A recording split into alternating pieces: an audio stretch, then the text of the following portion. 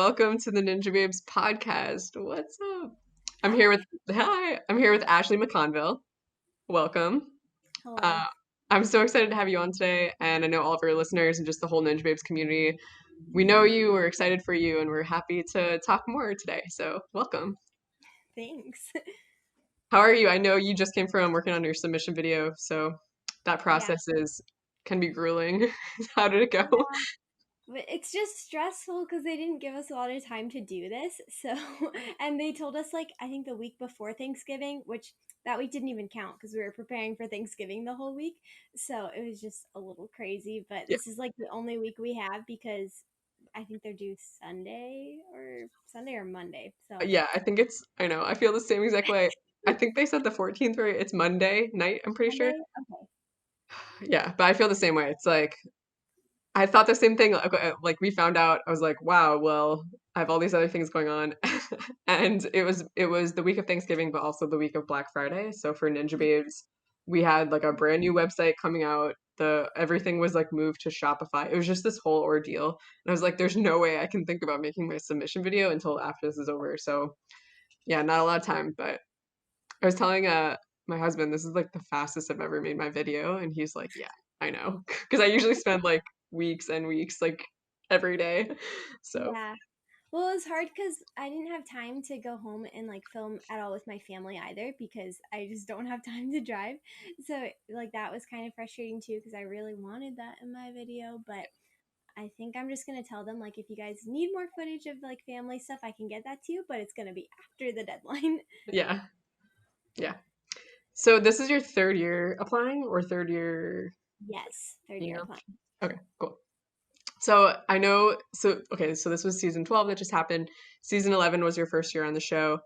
Um, how do you just talk us through like how did you get into Ninja, but then also like just give us a quick timeline of like when did you start competing like local leagues and stuff, and then did you apply that first year that you were involved, and like what was your beginning stage like?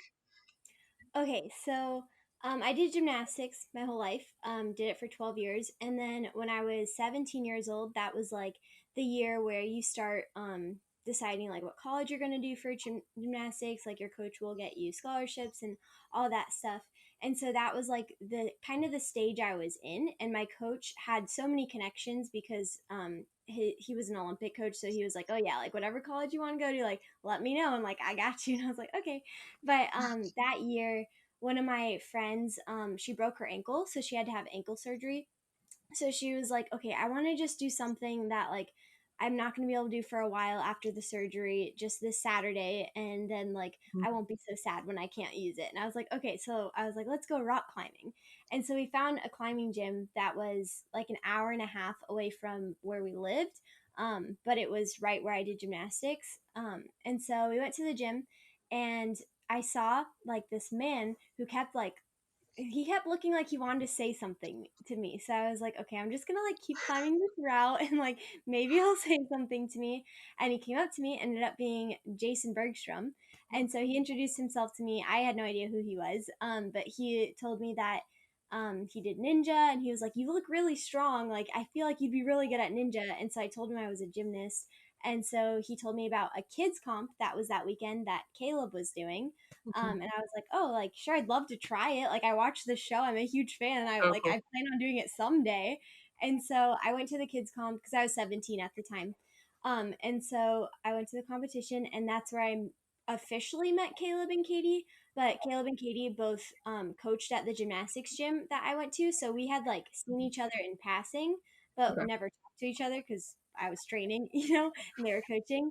But they introduced themselves to me there, and since they knew I did gymnastics at the same place they coached, they were like, "Well, if you want to come train with us in the backyard after you train on Fridays, like you're more than welcome to." And so I started doing that. I started like going from gymnastics practice to ninja in the backyard, and I started really, really loving it. But it was weird because I was like, okay, like I'm supposed to be doing college gymnastics. That's the plan. But now I like starting to develop this new love. So I wasn't really sure like what to do because I really did love both of the things. But actually, over time, like as we would train on Fridays, Caleb and Katie would do Bible studies with me, and they like encouraged me to pray about it, and they're like, just ask God like what He would have you do, what He wants you to do. And I was like, okay, like I'll pray about it. So I spent like 3 months praying about it and asking God like what decision I was supposed to make, what path I was supposed to go on. And I really felt like He was telling me to let go of gymnastics, which was hard because like that is all Mhm. I had known since I was 6 years old. And I was like, that's scary. But I felt like He was telling me to do that and to really pursue ninja. And so I quit gymnastics and then I started ninja training and like went just full force into that with Caleb and Katie, and I helped like put together the gym a little bit. So I got to like build some obstacles, help Mhm. paint and all that jazz. So that was really cool. But yeah, so Caleb and Katie have kind of been my training partners from the start and just like my life partners too, which has been Yeah. cool. Yeah. Yeah, it's crazy how like plans change, right? And you think you want one thing and then you realize like this whole other journey that you just never even knew existed. Yes. So that's really cool. So you're at the Jungle Gym, right? Where Yeah. the whole Bergstrom family is at. Yeah. And so now you've intrigued me though. Did you help paint like the actual murals and things that are there? No. Oh, okay. So the murals, we had one guy come in. It was actually his first mural he has ever done. But he was like, Whoa. I've been wanting to do a mural, and we are like, well, we've been needing someone to do a mural, so it worked out great. But I helped paint like some of the obstacles. We have like leaves painted on them, and vines and stuff like that. So I did all of like the detail stuff. But yeah, Okay, awesome. No, that's so cool. I'm always fascinated by ninja gyms and especially the ones that are so heavily themed like that. It's really yeah, cool. I love like seeing it. I really want to come visit Jungle Gym one day. It's pretty like great. I it's on gotta my say, bucket list of ninja gyms. yeah. Okay, so awesome. So then how did you feel your first year competing? And then we'll get into like this recent year, but that first year, what did it feel like as a rookie? Um, Surreal. Yeah. It felt crazy because I remember like watching it. I started watching when I was 13. So I remember watching it when I was 13 and thinking like, man, like I could be here someday. Like that's crazy. The thought of that, like that's my dream is to like be able to be there someday. And so I remember like distinctly standing in the competitor area like my first year and looking around and like seeing all these people who I had looked up to for so many years and like seeing them prepare to compete. And I was like, wait a second, like I'm one of them now. Like I'm an actual competitor on Yeah. American Ninja Warrior. Like it was so crazy. It was just I don't know. Like I can't even explain how I felt in that moment. You know? Wow. I think a lot Yeah. of people have that similar experience. It's Hmm. like, yeah, because you meet all these people that you look up to, and then suddenly you're someone now that other people are going to look up to, and you're doing the same things, and it's like crazy. So, Yeah. so then, how did you feel after your run that season? Pretty terrible. Okay. I think like leading up to the show, I had put like a lot of pressure on myself Hmm. because a lot of people did talk me up and they're like, "Oh yeah, like if you know Ashley, like she's like a rising star, like she's gotten really good really fast." And so it always like felt really good to hear people like say good things about me like that, but then it would like in the back of my head I was like, "Oh no, that's like another added pressure, like another added expectation that I have to live up to." Yeah. And so in my head, I just kept thinking, like, if I don't do well, I'm going to let so many people down. I'm not going to live up to all these expectations that people have like been placing on me and all these Mhm. different things. I thought that people would think differently about me. I think I was like a little prideful about it too. Like, yeah, this is going to be my breakout year. It's going to be amazing. And like, I really wanted that. I really wanted to have that moment where it was like one of the youngest people to hit a buzzer and like all these cool things.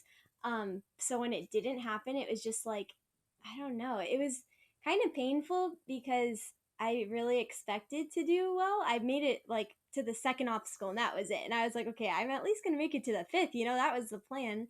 And so to go down like that was really hard. And then like it was hard because Caleb and Katie ran like right after me. So then it was Mhm. like, okay, I need to like pretend this didn't happen, just like suck it up and like go out there and be happy for them, which I was. Like I was Mhm. incredibly happy for them and that was amazing to see it like them do what they did. It was the first time I had cried tears of joy, like seeing my best friends like accomplish that. But at the same time it was really hard because it was like, okay, this is like our plan for the three of us. The three of us were Mhm. gonna make it to Vegas together. Like we're gonna get to experience this all together.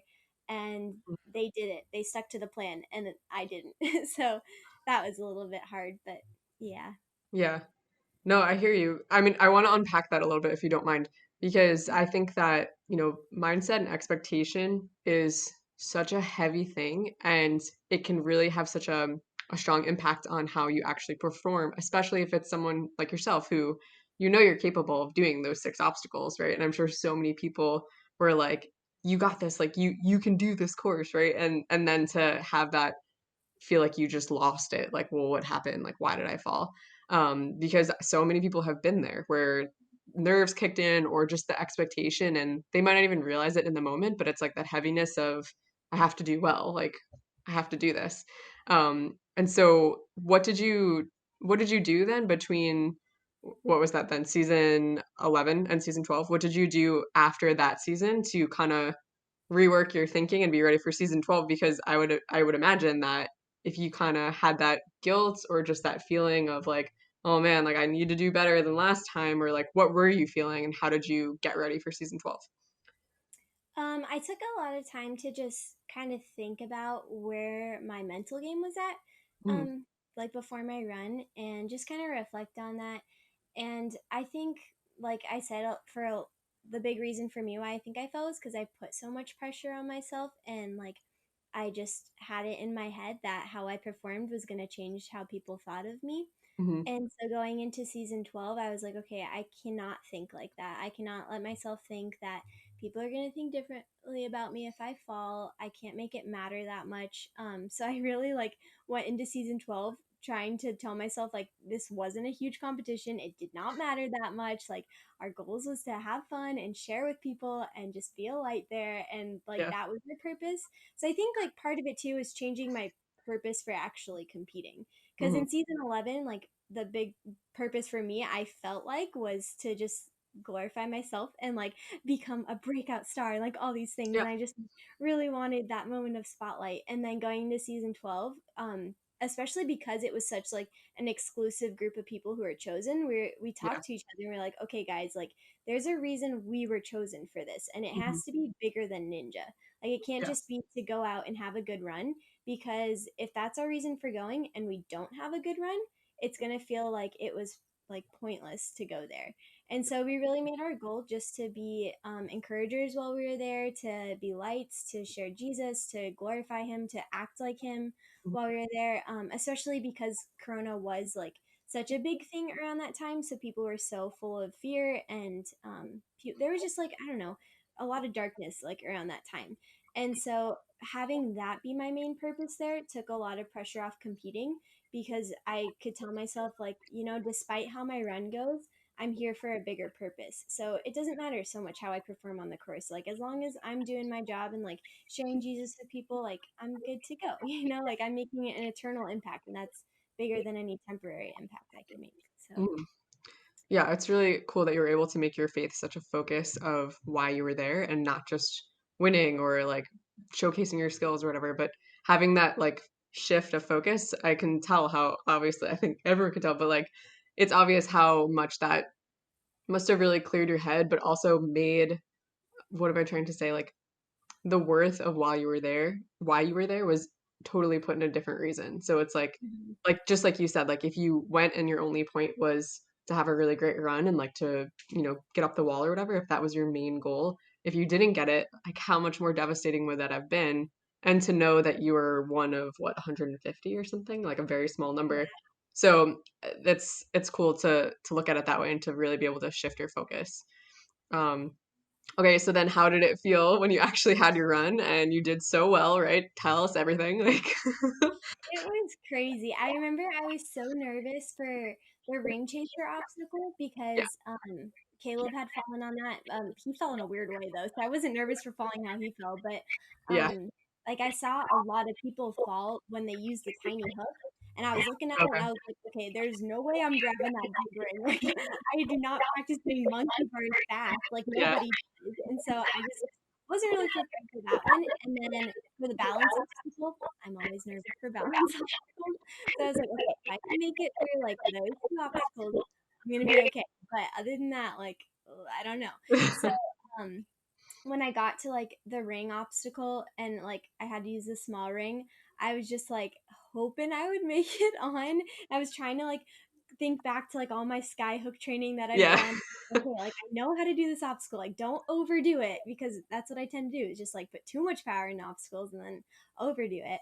So I was like, okay, I gotta be gentle. So like that one went good. And then with the balance obstacle, I took some time to like tap dance a little before it because Yeah. I like couldn't get myself to go. So I just kept like going and then not going. But then I finally like did it and it wasn't like as hard as I expected. But once I made it past the balance obstacle, I was like, okay, like I'm clearing this course. Like the rest of it from there, the Ferris wheel, like that's basically my strength, that obstacle. Like it's just Mm, upper body go. And then the work ball, I usually don't have any problem doing. So mm, it felt like so crazy once I made it past the balance. I was just like, okay, like I yeah. think I can do this, you know? And then hitting the buzzer, like I remember doing it and just thinking like, is this real life? Like Yeah. so crazy. Like what in the world, you know? Because we have a plan. Like everyone plans to hit the Right. buzzer. Usually your plan only like happens 89% of the time, and then like 11% of the time it doesn't go that way. So it felt really good to actually stick to the plan. But Yeah. yeah. Oh man. Yeah, it's so cool to just like I just loved hearing that you hit a buzzer in the first place because not that I'm like your mom or something, but I've seen you're a bit younger than me and I've like seen you come through like ninja. Like I got involved what like 3-ish years ago. And Yeah. like I met you at Ultimate Backyard BBW. Warrior. Yeah.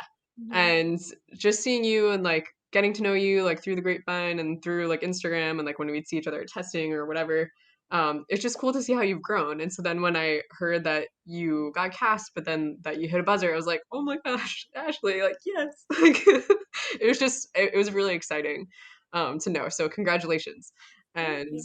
it's just really cool to see how you've grown, but also, and again, I don't mean to say that like a mom, but it's just like it's cool to see how you've changed and like grown in your skill and like your confidence and all that. And so it's very encouraging. And I always love the stories of, somebody like 1 year on the show, they didn't do as great. And the next year, like they were like, no, here I am, like I can do this.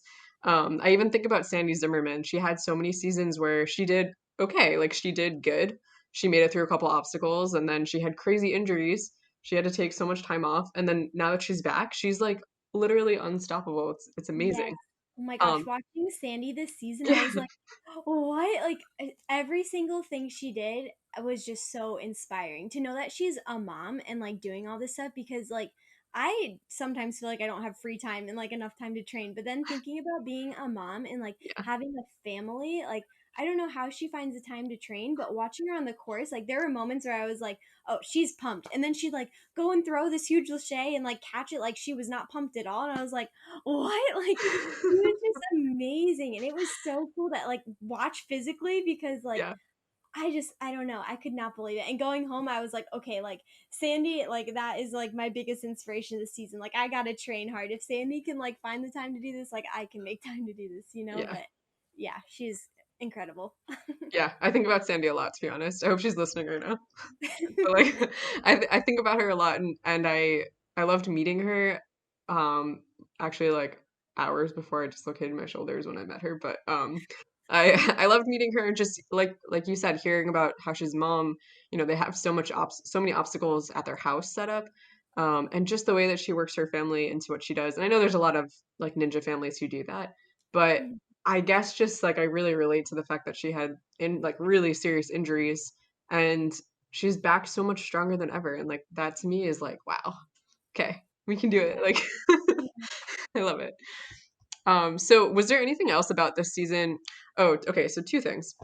I know, like you mentioned earlier, Caleb's run, his hand like got stuck. Like when I watched the video, to me it almost looked like he kind of punched it or like his wrist hit it. And that's what caused him to fall. But I was wondering, like, obviously you're close, you're in a relationship.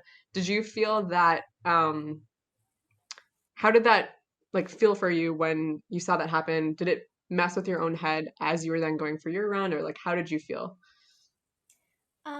I it didn't really like mess with my head at all, but it was hard because like whenever he falls, he does need that time to like take for himself, you know, and just kind of cool off a little bit. Yeah. And I know that for him was such a frustrating moment because like everyone expected him to kind of make it to the end this year, you know? Like he was I think in the running to win the show this year. And Yeah. so when that happened, like I knew exactly what was going through his head, I think. Like I knew how hard he was going to be on himself cuz he is really hard on himself when he falls.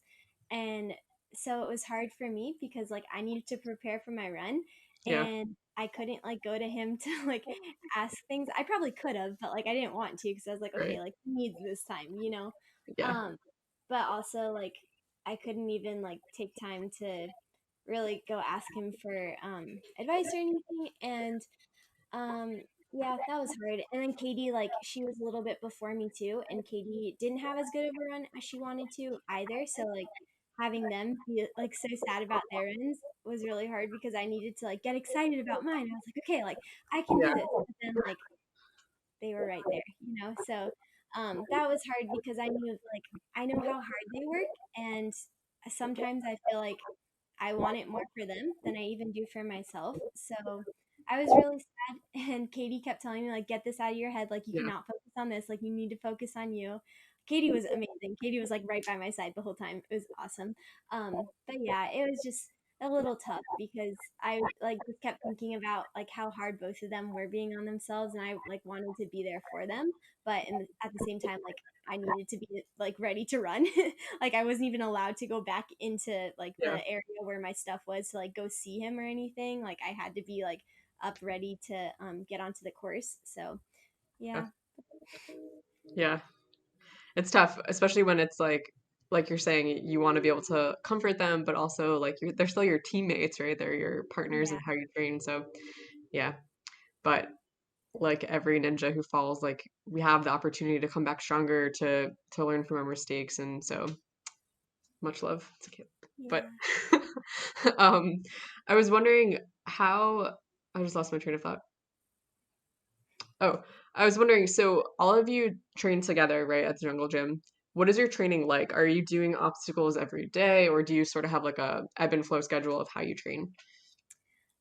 So during the holiday season, it's kind of crazy Yeah. because like we have camps and stuff going on at the gym. So days when we have to coach a lot, we don't really like to train a lot just because we're tired. Yeah. Um, so during the holiday season, our training schedule changes a little bit. But normally, what we'll try to do is like Mondays, we'll train like speed courses and maybe do like some technical obstacles, but mainly just training speed. And then Tuesdays we'll train balance. So we don't do any upper body, it's just lower body stuff, which is probably my least favorite training day because I just don't like balance. But yeah, it's good for me. And then Wednesday we do grip gauntlets. So we'll set up like a stage 3 style course. We'll train a ton of upper body stuff. And Thursdays we don't do obstacles. Katie and I usually do leg day with our friend Jordan, who's a trainer. So we'll just train our legs. Hmm. And then Fridays we just kind of have fun at the gym. We just go to open gym and then we just like have fun with any of the other ninjas who are there. We'll set up challenges and stuff. And then the weekends are usually just rest days. Hmm. Yeah, cool. Sounds good. What Yeah. else do you like to do when you're not doing ninja? When I'm not doing ninja, I really like to do art. I just started an Instagram for my art because I do like hand lettering, calligraphy, and watercolor and painting, like all this type of stuff. And so I started selling like signs that I make, Oh, and I'm nice. selling little ornaments for Christmas time. Oh. But that was really fun, and that was always something that like I dreamt of doing, like starting a shop for my art. But I Hmm. always like didn't really know how, and I was always scared that like if I went for it, I'd get really overwhelmed and then not know what to do. Yeah. But Caleb actually really encouraged me to like just go for it. He was like, "You don't need to be perfect at it. Like just try it out. Like just like try it." And so, recently I've been like connecting more with people about my art. So that's been really cool. Just seeing people like interested in it and wanting to like buy stuff from me. And it's been really fun too because it's like, okay, so like I'm not just creating stuff for me anymore. Like I'm creating stuff for people. And so that's really cool. But I really love doing that. So yeah. Awesome. I love that. Do you have examples? We're on video. Show me something. Okay, I have this one thing I'm making for my parents. I don't Okay. think they'll see this probably. So It's not done. I have to add more paint to the backside, but it just says their Oh, names on it and then their anniversary date. But yeah, so that's oh, cool. that one. Um, hmm. For those of you who are just on the audio part of the podcast, you'll have to check out the YouTube video to see what Ashley is showing us. Yeah, I think I have a holiday sign. Oh yeah, here. This one I made for one of the ninja moms at our gym, Oh, but it that's says really cute. joy. It's Is just that a holiday is sign. it wood or what is that? Yeah, yeah, it's No, wood. it's like a wood painted sign that says joy. It's very pretty. Where can people check out your art? So my art page on Instagram is called underscore inspire underscore kindness. And I'm working on building a website right now, so hopefully I'll have that up soon. But yeah, if they want to check out my stuff, all the pictures are on Instagram. Awesome, love it. Woohoo. Yeah. Do you have any advice for other ninjas, whether it's like training wise or just mindset or like anything? Do you have advice for other ninjas out there? Yes, I would say definitely in this sport, don't be super hard on yourself because failure is a huge part of the process. And for someone like me who's a perfectionist, that's really hard. And for the longest time, like I had a really hard time training at open gyms because I just really didn't want other people to see me fail. And I realized that like it's not a huge deal. And it's also like it's kind of encouraging when people see like really strong people fail because they're like, okay, like it happens to everyone, you know? Yeah. So I think like definitely don't be afraid to fall because it's going to happen and then it's just going to make it that much more special whenever you do land whatever you're trying to do. And also like don't put too much pressure on yourself because how you perform really does not change how people think of you. I think whoever like your real genuine friends are like they're gonna love you no matter what and they know how hard you work. So if you fall really early in a course, no matter Mhm. what platform it's on, they're gonna be there to support you because they're gonna be proud of you no matter what.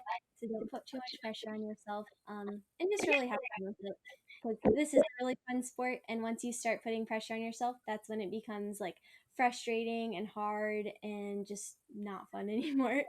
Yeah. So yeah. No, that's excellent advice, and I totally agree with everything you said. And especially you said this earlier too, but just the whole fact of like, oh, if I fall, especially on A&W, like if I fall, then people are gonna think differently of me or whatever. It's just like that pressure of like how will this affect how people see me?